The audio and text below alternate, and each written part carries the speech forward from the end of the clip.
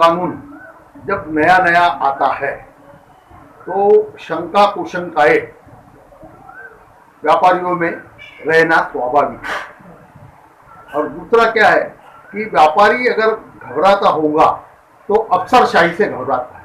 इसका कारण यह है, पर्टिकुलरली सोना चांदी मार्केट के बारे में अफसरशाही से घबराने का मेन रीजन ये है कि 1966 में गोल्ड कंट्रोल एक्ट आया था।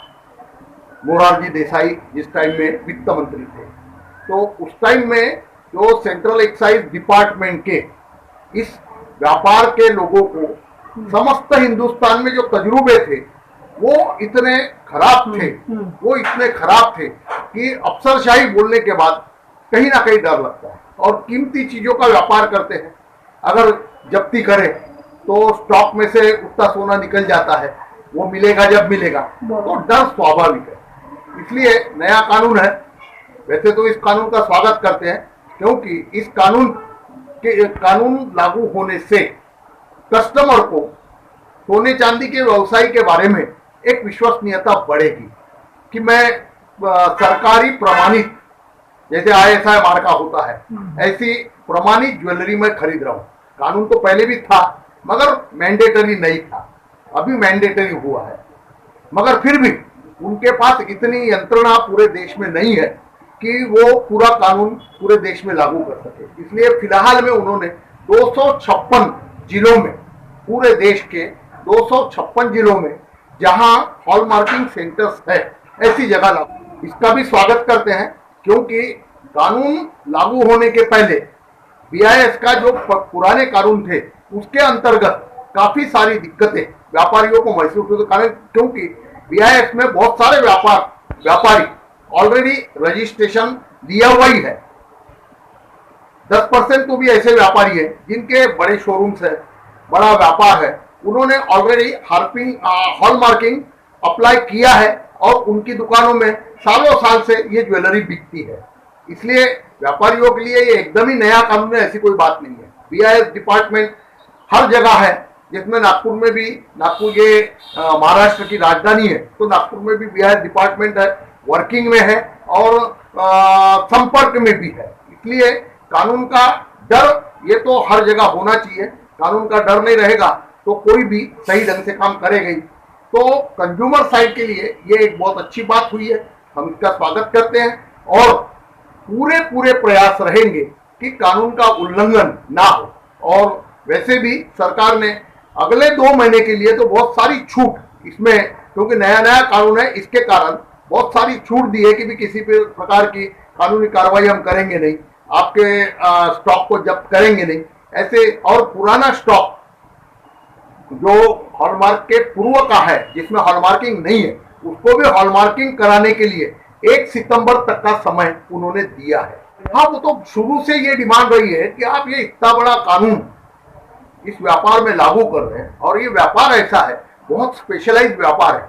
सारी जरूरतें इंसानी या परिवार की सारी जरूरतें पूरी हो जाने के बाद अगर पैसा बचता है तो वो सोना खरीदी करेगा, जरूरत की चीज तो है नहीं। तो ये बहुत स्पेशलाइज्ड व्यापार है और इन्वेस्टमेंट के लिए ज्यादातर लोग खरीदते हैं, फ्यूचर के लिए ज्यादातर लोग खरीदते हैं। और दूसरा, ट्रेडिशनल ये बिजनेस परंपरागत हजारों साल से, क्योंकि आप देखेंगे कि देवी देवताओं के अपने यहाँ जो देवी देवताओं जिनकी मान्यता है कि यह हमारे भगवान है, उनके पूरे शरीर पे गहनों से पूरा शरीर लदा हुआ होता है। तो ये कब से ये व्यवसाय क्या स्वरूप बड़ा प्राप्त हुआ होगा ये तो कोई बता भी नहीं सकता। 100% रहेगा स्वर्ण व्यवसाय, ये पूर्णतः भारतीय कृषि अर्थव्यवस्था से जो परंपरा से चली आ रही उससे संपर्क जोड़ के ये व्यापार खड़ा हुआ है। और ये व्यापार मिक्स है। एक सोने चांदी के दुकान में, जैसे सोना चांदी बुलियन के फॉर्म में भी बिकती है, ऑर्नामेंट्स के फॉर्म में भी बिकती है, और गिरवी भी रखा जाता है, मॉर्गेज भी किया जाता है, क्योंकि जब तक के वो जिस पे पैसा देना है वो चीज की वैल्यू जो निकाल सकता है वही उसको मॉर्गेज कर सकता है। वैल्यूएशन अगर मुझे मालूम नहीं, आप कोई चीज मेरे पास लेके आए, आपने बोला कि आप मुझे पैसे दो, मॉर्गेज पे दो, मगर जब तक के उसकी वैल्यूएशन निकालेंगे नहीं तब तक के हम आपको पैसे नहीं दे सकते। तो वैल्यूएशन निकालना भी ये सोने चांदी का व्यवसाय जो करता है उसी को उसकी जानकारी रहेगी। तो इसलिए ये मिक्स व्यापार शुरू से अनादिकाल से चला। नुकसान तो होगा। ये जो समय दिया गया है ये बहुत कम समय है, क्योंकि कोरोना काल के कारण 1 वर्ष से तो व्यापारी बंद है, पिछला पूरा साल बंद में ही गया है और आगे भी वापस बंद होगा या नहीं होगा ये समय बताएगा। ऐसे इसमें पुराना स्टॉक बेचने के लिए समय ही नहीं मिला क्योंकि मार्केट ही बंद था। तो इन्होंने जो 2 महीने का समय दिया है वो बहुत कम होता है। हमने 2 साल का समय, और हमारा तो कहना है कि आप ऐच्छिक रखो उसको, जो पुराना माल धीरे धीरे बिकता है बेचने दो।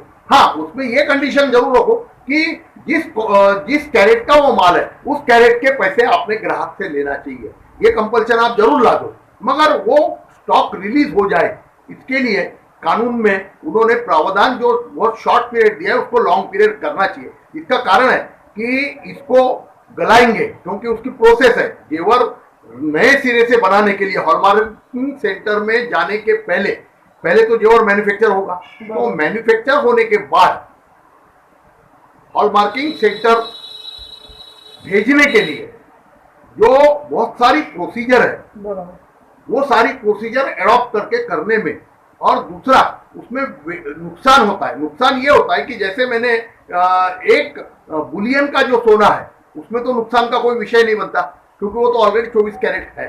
मगर जेवर का जो सोना है वो जेवर बनते बराबर या तो 23 कैरेट बन गया, जैसे बुलियन फॉर्म बदल गया, भला ही वो बुलियन ही है, जैसे डल्ले का आपने दूसरा डल्ला बनाया, जब तक के वो प्रमाणित नहीं होता तब तक के सोने चांदी का दुकानदार तो उसको 24 कैरेट का मानेगा ही नहीं, वो उसको 23 साढ़े 23 कैरेट के मान सकता है क्योंकि स्टैंपिंग है इसलिए वो 24 कैरेट है।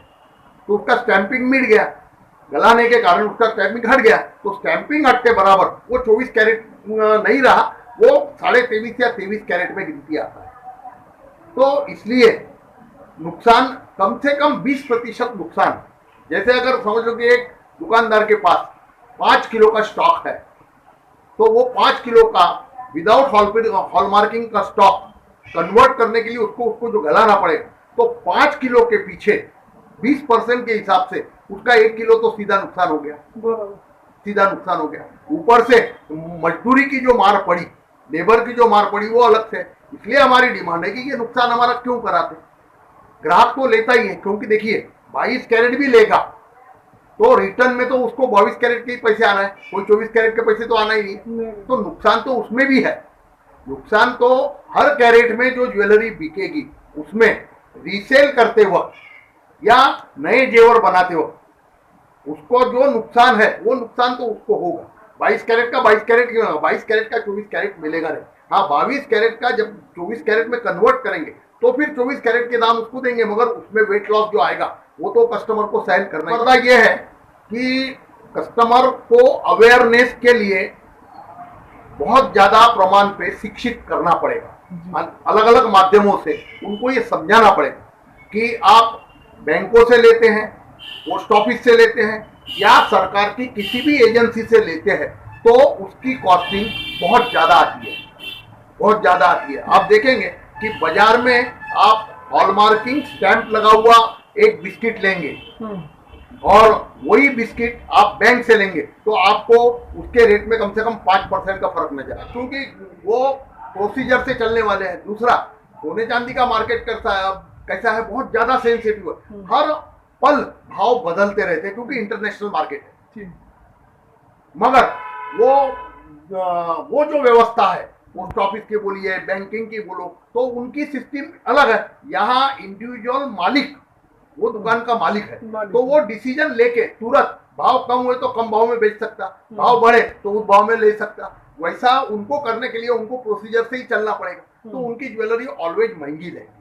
दूसरा वो क्या है कि पूरा सिस्टम से, जहां सरकार आ गई वहां सिस्टम आ गई, और आपने देखा होगा कोई भी चीज सिस्टम में जाती है तो वो महंगी होके बाहर निकलती है, सस्ती नहीं। ग्राहक को तो हम बोलेंगे कि जब सरकार खुद चाहती है कि प्रमाणित ज्वेलरी बिके तो दुकानदार ने भी प्रमाणित ज्वेलरी अब उसको बेचना ही पड़ेगा, तो ग्राहक प्रमाणित ज्वेलरी लेगा ही लेगा। मगर फिर भी प्रमाणित ज्वेलरी लेने के बावजूद भी अच्छी दुकानों से ले, जिनका रेपुटेशन है, ऐसी दुकानों में जावे।